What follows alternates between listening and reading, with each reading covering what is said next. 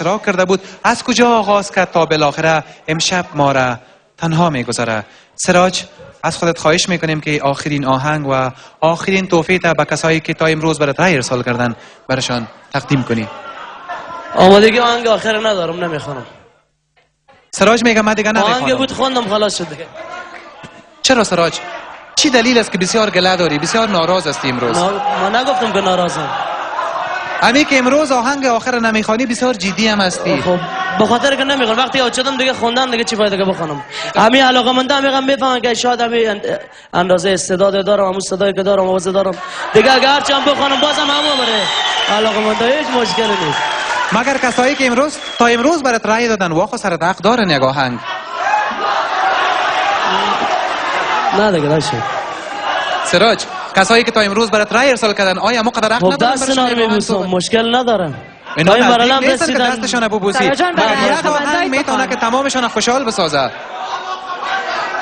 ما همه بس آهنگ آخر میخوانم. یک آهنگ ترکی و ایرانی میخوانم دیگه بدون موسیقی با پیانو میخوانم.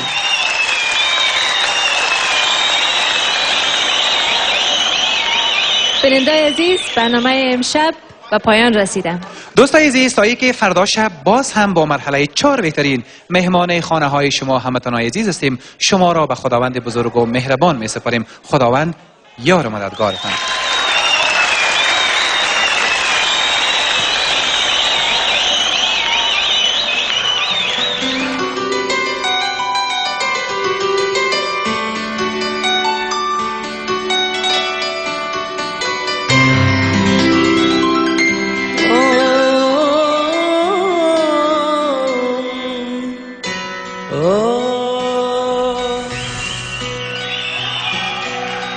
Boş söyle bitemem.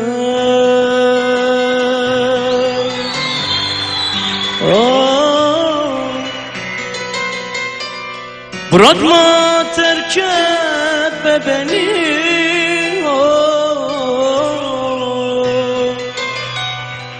Boş söyle bitemem. Bırakma terk etme beni. Atma beni ölümlere, atma beni zulümlere, götür beni gittiğin yere. Atma beni ölümlere, atma beni zulümlere, götür beni gittiğin yere.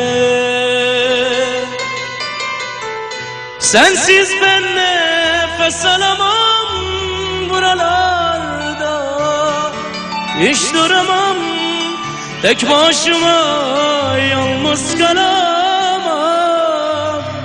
Ay, senin kokun özlerin, hep yolların gözlerin, götür beni gittiğim yere. Aşkım amun nemide,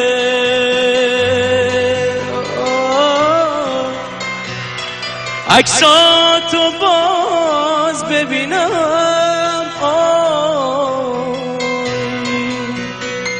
Aşkım amun nemide, aksa to baz bebinam. برگرد تو ای همه کسم، برگرد تو ای هم نفسم، نیستی و من دل و بسم. برگرد تو ای همه کسم، برگرد تو ای هم نفسم، نیستی و من دل و بسم. بی تو نمیشه زنده بود، عشق تو قلبم رو بود. ای هستی و ای تو رو بود، با تو جهنمم به خدا رو قلب من نوشت، توی کتاب سر نوشت.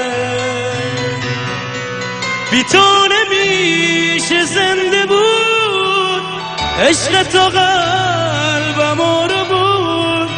ای هسیا ای تار بود، وای با تو جهنمم بهشت، خدا رو قلب من نوشت، توی کتاب سر نوشت.